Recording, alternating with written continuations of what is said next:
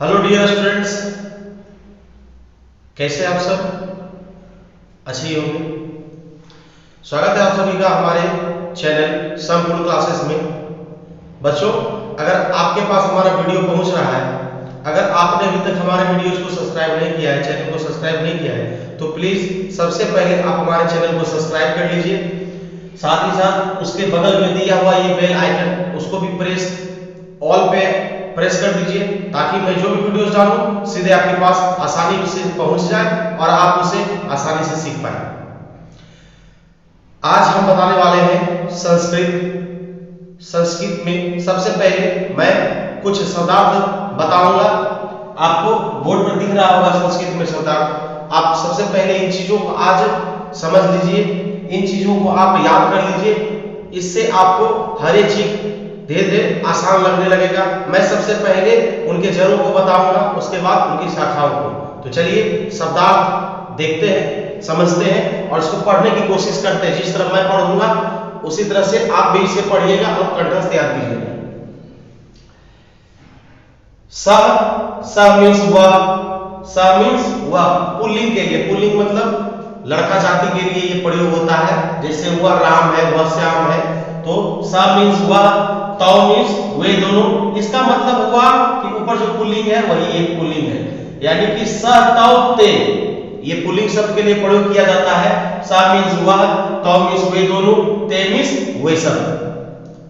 स्त्रीलिंग के लिए प्रयोग होता है, जैसे वह लड़की है, वह सीता है, वे दोनों जाती है, वे दोनों पढ़ती है। तो सा ते ता, सा मीन्स वह, ते मीन्स वे दोनों और ता मीन्स वे सब। उसके बाद आता है तुम दोनों, तुम सब। तो इसको पढ़ेंगे त्वम मीन्स होता है तुम, युवा मीन्स तुम दोनों, यूया मीन्स तुम सब।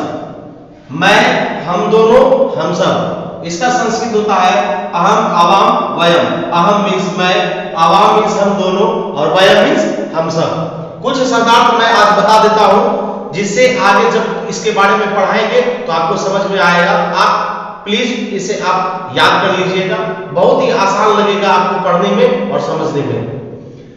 भवान मीन्स होता है आप। जब कभी आप का प्रयोग होता है तो वहां पे भवान होता है संस्कृत। हमारा क्या होता है अस्माकम, अस्माकम मीन्स हमारा। तव मीन्स होता है तुम्हारा। मम मीन्स मेरा। का मीन्स कौन, कदा मीन्स कब, तदा मीन्स तब, किम मीन्स क्या, तत्र मीन्स वहां, अत्र मीन्स यहां, यत्र मीन्स जहां, च मीन्स और, इदम मीन्स यह। देखिए यह ये तीन प्रकार का यह होता है, लेकिन तीनों का संस्कृत अलग होता है। जब कभी किसी नपुंसक मतलब जिसके लिंग का पता नहीं रहे, ना तो वो लड़का है ना ही लड़की है, जब उसके लिंग का पता नहीं हो वो नपुंसक में जाता है। जैसे यह कलम है, कलम ना ही तो लड़का है और ना ही लड़की है, तो यह का प्रयोग का संस्कृत क्या हो जाएगा, इदम। इदम मीन्स यह।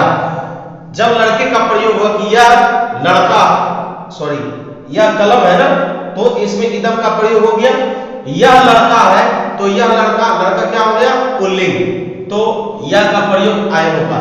जब बोले कि यह लड़की है तो उसमें स्त्रीलिंग का प्रयोग होगा, तो स्त्रीलिंग में यह का होता है इयम। क्या होता है, इयम। सा मीन्स साथ, यदा मीन्स जब, परिता मीन्स चारों ओर, उभयता मीन्स दोनों ओर। इन सब चीजों के बारे में मैं आगे बतलाऊंगा। अभी कुछ शब्दार्थ है जो आपको आगे चल के बहुत काम आएगी, इसके लिए मैंने इसे आज लिख दिया है। आप इसे अच्छे से देख लें, सुने और पढ़ने की कोशिश करें, याद भी करें। सबसे पहले आप इसे पढ़ने की कोशिश करें, जब पढ़ने जान जाएंगे तो आसानी से याद होगी। मैं बोल रहा हूं, आप इसको रिपीट करके वीडियो को प्ले करके फिर से आप सुन सकते हैं।